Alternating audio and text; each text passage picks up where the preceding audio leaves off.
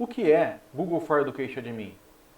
Meu nome é Harold, criador do canal Manual em Vídeo, e hoje eu vim aqui falar um pouco sobre as ferramentas que o Google disponibiliza gratuitamente para as escolas. Você conhece? Ainda não?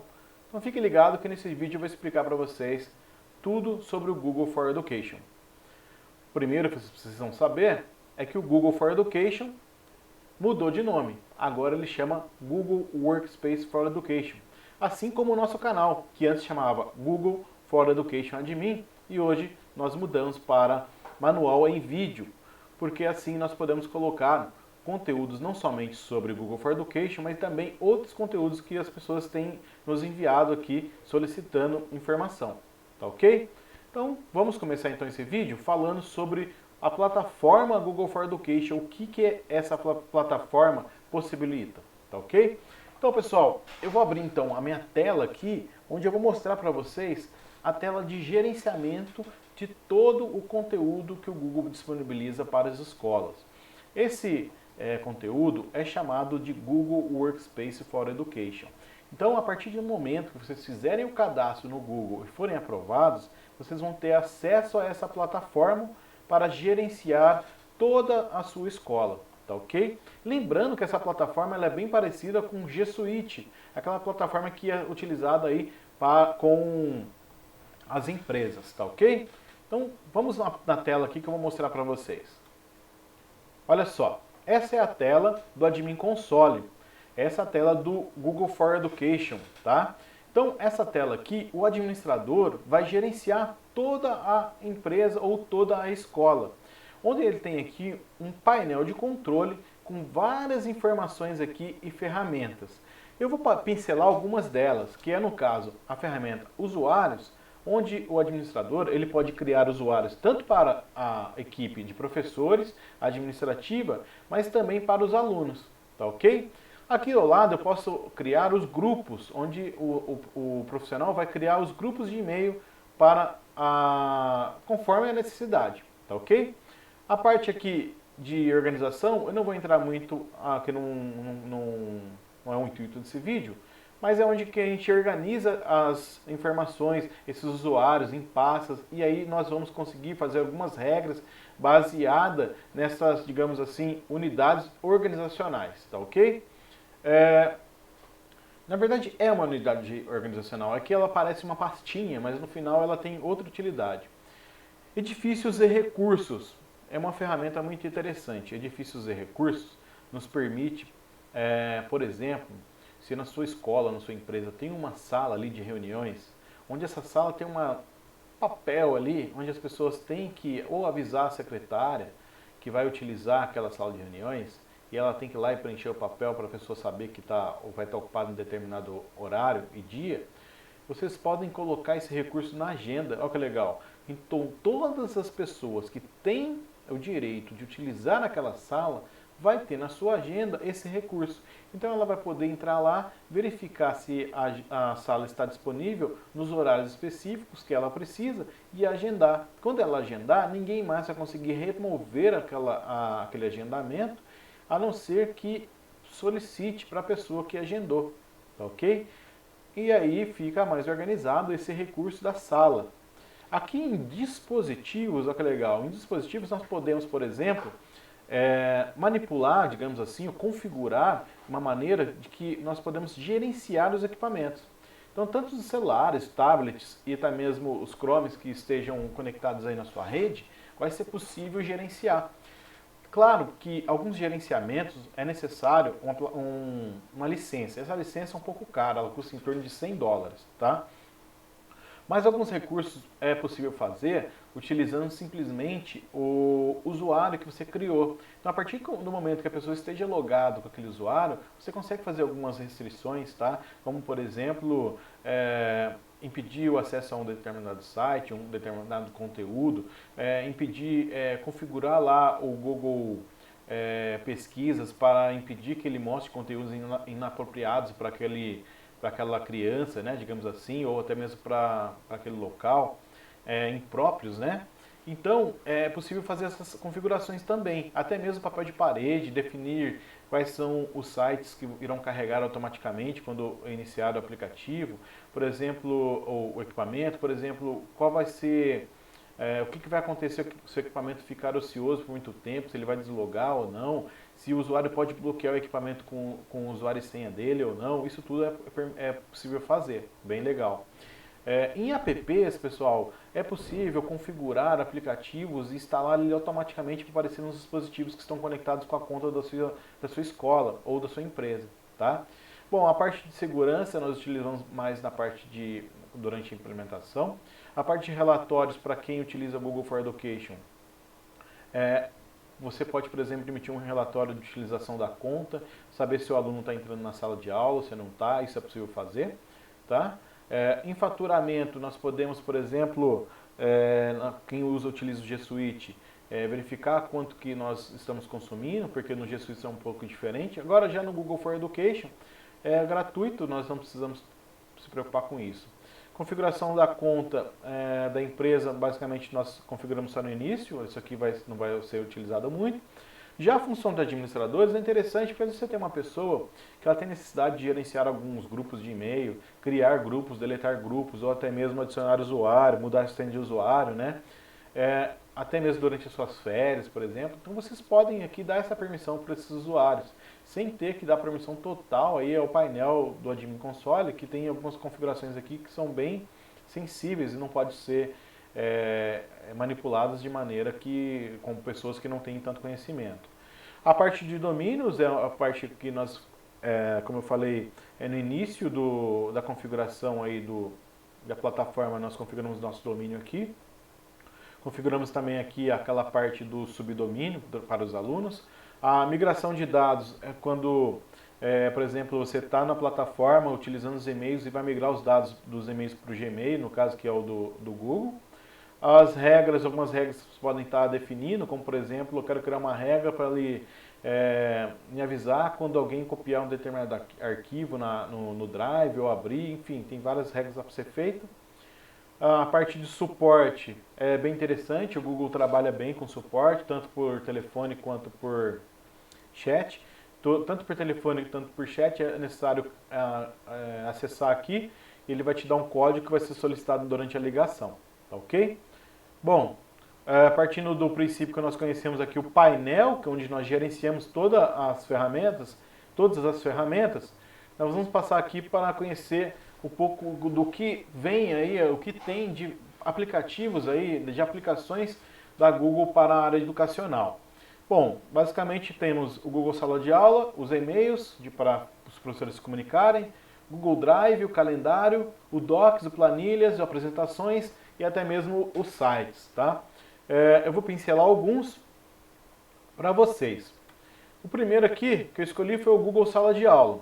Eu já estou aqui dentro do Google Sala de Aula, tá? Criado, né? É uma aula chamada Sala de Aula 01, onde eu criei para esse exemplo, onde eu tenho o código da minha turma. Esse código, o aluno tendo esse código, ele consegue entrar. É claro que é importante que o administrador vá fazer essas restrições de impedir que os usuários usem e-mails como o Gmail, né? Que isso não é interessante, não tem muito...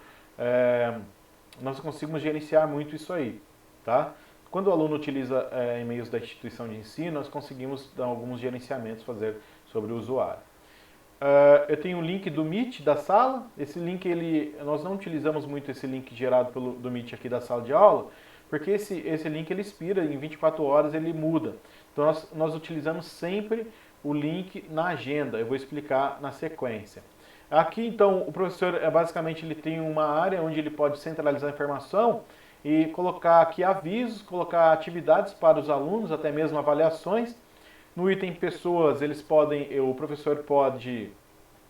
o professor, se ele for dono da sala, né? Ou se ele tiver permissão, colocar os alunos automaticamente. Em notas eu não vou entrar em detalhes nesse momento, basicamente dando uma pincelada, mas basicamente essa aqui é a cara aí do Google Sala de Aula, tá? Não confundam o Google Sala de Aula com aula online, tá? O Google Sala de Aula está online, mas ele não é utilizado para dar a aula, e sim uma maneira de concentrar as informações da sala aqui, de atividades, de perguntas, de dúvidas aqui dentro da sala de aula do aluno, tá ok? Online. Próximo é integrado com o Meet ao Google Sala de Aula, onde nós utilizamos o Meet para ministrar as aulas online, né? Ou seja, o seu aluno que está lá na sua casa, você vai utilizar o Meet para conversar com ele e até mesmo iniciar essas reuniões. Todas as reuniões da plataforma Google for Education utiliza o Google Meet, tá ok? Aqui é uma tela do professor ou do aluno, aparece a mesma tela. Quando o professor abre o Meet, ele tem a opção aqui, ó, de criar uma reunião para depois, iniciar uma reunião instantânea ou programar uma reunião na agenda. Aqui nós estamos partindo do princípio que não tem nada na nossa agenda, então ela aparece dessa maneira. Vocês vão observar daqui a pouco que vai aparecer já do lado direito as aulas, né, as reuniões já definidas na agenda. Então, pessoal, o que acontece? Na sala de aula, é saudável que o ambiente seja produtivo, né? Porque as crianças já estão em casa, né? Então, o interessante é que nós utilizamos o Google Agenda, utilizar o Google Agenda para centralizar as informações de sala de aula. Então, com o Google Agenda, a gente consegue criar lembretes para o aluno, para o professor, para ele lembrar o horário que ele tem que entrar na aula. Porque às vezes o professor está na correria, vai tomar um café, pô, mas será que está na hora da minha aula? Como que faz? Ele consegue receber alertas tanto no telefone, quanto Claro, ele tem que estar logado com o usuário dele, né? Da escola, está no telefone. E quanto também lembretes online, quando ele está ali logado no computador com o usuário dele. Então ele recebe um alerta ali informando que vai para começar a aula. E como que ele configura isso tudo, né? Então aqui nessa tela, olha só pessoal, eu já tenho o Google Meet em si. Repare que quando eu entrei agora, ele não apareceu para mim criar uma reunião, ele já apareceu aqui, ó, a reunião que eu tenho. Eu posso clicar em mais aqui e criar, ter aquelas opções que eu mostrei antes. Repare que às 18 horas, hoje tem uma reunião do colegiado aqui, né? Nesse exemplo, nessa foto aqui que eu tirei desse print. Então ele poderia entrar aqui, clicar e já entrar na sala pertinente. Pô, Herbert, mas você falou assim que ele recebe um aviso. Como que é o aviso? Bom, pessoal, o aviso ele é configurado na agenda. Então, olha só. Aqui na agenda, na aula de matemática, quando ele tá apontando essa aula lá na agenda do Google, ele vem aqui, coloca o nome da aula. Repare que aqui ele está falando que vai durar o dia todo, mas ele pode tirar essa opção e definir um horário específico. Por exemplo, se a aula começa às 10 e termina às 11h30, ele pode colocar aqui. E ele adiciona aqui, que vai ser por vídeo chamada do Meet, né, videoconferência. E ele pode colocar aqui com aviso por e-mail, né, ele vai receber um aviso por e-mail um dia ou 10 minutos antes, você pode escolher aqui, ou uma notificação também, como eu falei. Então ele vai receber lá, pode receber no celular, e ele vai estar recebendo essa notificação, ele vai salvar e vai receber essa notificação aí no celular e já vai estar agendado as aulas aqui também. Ele não vai precisar mais entrar na agenda depois disso aqui, porque ele vai falar que o evento se repete. Por exemplo, se ele tem aula na quinta e na quarta, ele cria um evento na quinta, um evento para quarta-feira e avisa que esse evento se repete toda quinta-feira, semanalmente, tá ok? Bom, pontualidade tem a ver com a agenda. Se você recebe uma notificação, se você recebe um aviso por e-mail, se o aluno tem também, basta ele entrar no Meet e está tudo lá, o aluno não vai ficar esperando o professor na sala, o professor não vai entrar e ficar esperando muito o aluno entrar. É claro que existe aquele delay ali, né, de todo mundo estar na sala, mas não vai ser algo que vai atrapalhar tanto, né, a atividade da sala de aula. Os horários vão ser preservados. Então, por exemplo, a professora deu aquela aula de matemática que eu dei no exemplo aqui. Terminou a aula, chegou no fim da aula, a professora falou, pessoal, nossa aula acabou, saiam da sala de aula, eu vou fechar a sala também, e vocês vão entrar na próxima aula. A próxima aula ali é de português, então os alunos daquele segmento vão ter lá dentro do Meet já aquela opção ali, aula de português agora, vai começar a aula agora, vou clicar aqui e já vou entrar na sala de aula, tá ok? Bom, integrado com tudo isso, nós temos o Google Drive. O Google Drive nada mais é que o nosso pendrive. Agora nós não usamos mais pendrive, né? Joga fora o pendrive, tem o Google Drive. O Google Drive, pessoal, é uma ferramenta fantástica, não tem limite de armazenamento, pode colocar quanto conteúdo você tiver aí dentro, tá? O único limite é um arquivo maior que, se eu não me engano, 4 ou 5 TB, não lembro de cabeça agora. É uma ferramenta onde vocês não vão esquecer, né, aquele material em casa. Caderno, o aluno ele tá em casa, então caderno, lápis, essas coisas, era algo que normalmente o aluno esquecia quando ia para a aula, né? Mas agora não, por exemplo, o aluno vai esquecer o quê? Tá tudo lá no Google Drive, essas atividades que está colocando para ele. É só ele entrar e copiar, né? Copiar, entrar e realizar a atividade, tá ok? Então vou apresentar para vocês a tela do Google Drive. Repara aqui que a tela do meu Google Drive, eu tenho aqui meu Drive, que esse Drive pertence a mim, né? Só eu vejo os conteúdos que eu coloco aí dentro, a não ser que eu compartilhe com alguém. E eu tenho lá abaixo drives compartilhados. Esses drives compartilhados, normalmente quem cria é o administrador, lá naquela telinha inicial que eu mostrei para vocês, né? Que ele entra como administrador no Admin Console e cria as regras lá dentro. Então, por exemplo, ele cria uma pasta para biblioteca, onde só a equipe da biblioteca vai acessar essa pasta. Se eu tentar acessar e visualizar essa pasta, eu não vou ver. No meu caso aqui eu tenho acesso, porque como eu sou administrador aqui, eu acesso as pastas também. Financeiro, né, algumas pastas que são de importância, de relevância, né, onde tem que tomar certa segurança. Então eu consigo fazer algumas configurações impedindo que as pessoas, por exemplo, compartilhem informações, enfim, dessas pastas. Tá ok? Bom,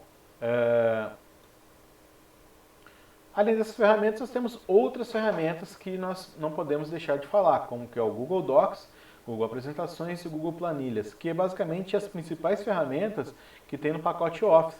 Agora nós temos aí no Google Online, né? E cada uma, o Google Docs basicamente faz a mesma coisa que o Word, apresentações do PowerPoint e o Planilhas, o Excel. Aí vem aquela turma que fala assim, ah, não é igual. Realmente não é igual, até mesmo o OpenOffice é um pouco diferente. Ah, mas o Google é mais difícil. Ah, pode ser que seja um pouco mais difícil para você, para outras pessoas pode ser que seja mais fácil. É uma questão de começar a utilizar a ferramenta. Existem sempre aquelas pessoas que têm um certo, não posso dizer receio, mas a pessoa não quer mudar, né? Ela tem uma resistência em utilizar o antigo ainda, porque aquilo ali é o que ela domina, ela não quer ver o novo, né? Bom, basicamente o Word e o PowerPoint, aí, que é o apresentações, é algo que não é tão assim difícil de a gente estar utilizando. Existem ferramentas aí para fazer a conversão, mas realmente quebra um pouquinho, algumas fontes são diferentes, quebra algumas coisas, acaba quebrando essa conversão. Mais delicado é a parte financeira, que usa aí o Excel, para migrar para o Google Planilhas, porque normalmente existem formas ali que elas não podem, a gente não pode correr o risco, né, de aquilo ali dar problema. E até mesmo algumas pessoas já têm aquela planilha há muito tempo, utilizam, tem informação pra caramba, e quando vai tentar converter, quebra. Mas para isso, existe uma ferramenta interessante, que eu não coloquei aqui nesse vídeo, que ela chama Google Drive File Stream. O que o Google Drive File Stream faz? É gratuito, é da própria Google. Quando você tem, ele só funciona com o For Education. Se você ter o Drive normal aí sem ser a versão paga ou o For Education, não funciona. Você instala ela no computador, assim que instalar, ela vai pedir o seu usuário e senha, o seu e-mail, né, que é o do e-mail. Digitou lá o usuário e senha da sua empresa ou da sua escola, ele vai abrir no Drive, vai abrir no seu Explorer lá uma unidade G, onde vai ter o seu Drive e o Drive compartilhado que nós chamamos de Drive de equipe. E ali dentro, vocês vão poder salvar os arquivos do Excel lá dentro do seu Drive automaticamente, sem ter que fazer a conversão. Isso é interessante porque você elimina o file stream aí, o seu servidor de arquivos da sua empresa local e acaba utilizando o do Google. Isso é mais seguro, né? Nós podemos recuperar as informações em caso de desastre, né? E fica em nuvem, e esse conteúdo pode ser acessado depois, por exemplo, principalmente agora, nessa época de pandemia, de um outro computador, caso, claro, acessando com as permissões que o usuário tenha, tá? Google Fotos, que é interessante, eu basicamente utilizo muito no meu celular, eu utilizo a versão gratuita, que é aquela versão onde eu não posso salvar fotos de alta resolução, mas a resolução que eles disponibilizam ali para mim é o suficiente. No caso do Google Fotos aqui do Sala de Aula é ilimitado também, posso salvar o conteúdo dos eventos que tem ali dentro, a equipe de marketing pode utilizar ali. E a parte do formulário, que é bem interessante, os formulários, o Google Formulário, ou Google Forms, ele é interessante que ele permite a gente tanto fazer uma avaliação, criar uma avaliação para ser enviada para pais, para verificar ali vamos supor, fazer uma pesquisa, né, digamos assim, porque eles respondam aquele determinado tema, para você ter uma noção de como eles estão achando, por exemplo, o que eles estão achando das aulas online. Vai fazer essa pergunta que vai ter chover reclamação, bem complicado isso aí, não tem como agradar a todos. Os pais até têm que entender que as escolas estão se esforçando ao máximo, para atender essa demanda e é bem complicado. Bom, além dessas informações, deixa eu só parar aqui que meu celular tocar. Além dessas informações aí, nós temos aqui também o Google Contatos, tá? Coloquei Google Contato, mas Contatos. O Google Contatos é o seguinte, é uma ferramenta interessante, normalmente nós utilizamos no celular, mas as ferramentas ela tem que ter um pouco de... Você tem que ter ideias para utilizar elas, né? Por exemplo, nesse momento que nós estamos vivendo, imagina que você tem uma escola, você não tem um sistema de e-mail marketing, você precisa mandar informação para os pais, como que você vai mandar, né? Nossa, está tão difícil.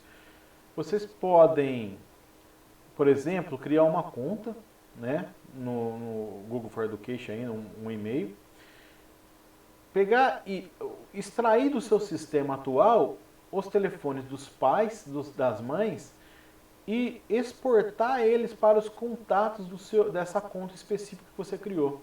Depois de fazer isso, basta você configurar a conta aí no celular, você já vai ter todos os dados dos pais, telefones, nomes, para utilizar aí no WhatsApp para enviar uma lista de transmissão, né? Então vocês têm que usar a ferramenta de maneira inteligente, tá? Bom, hoje, pessoal, eu passei uma pincelada sobre tudo que o Google fornece e deixo aqui para eventuais dúvidas, sugestões, que coloquem aqui nos comentários que eu vou estar respondendo. Se tiver alguma dúvida de implementação, tem vídeos no canal de como implementar o Google for Education do zero. E eu tenho também o meu contato, que eu sempre deixo aqui para vocês, entrar em contato no WhatsApp, caso precise aí de um auxílio, tá bom? Eu faço a parte de consultoria também, mas se você tiver uma pergunta ou uma dúvida que seja fácil de responder, eu respondo e não vou cobrar nada por isso. Tá bom, pessoal? Só peço que se inscreva no nosso canal e ative as notificações, tá ok? Bom, até o próximo vídeo. Forte abraço, fique com Deus.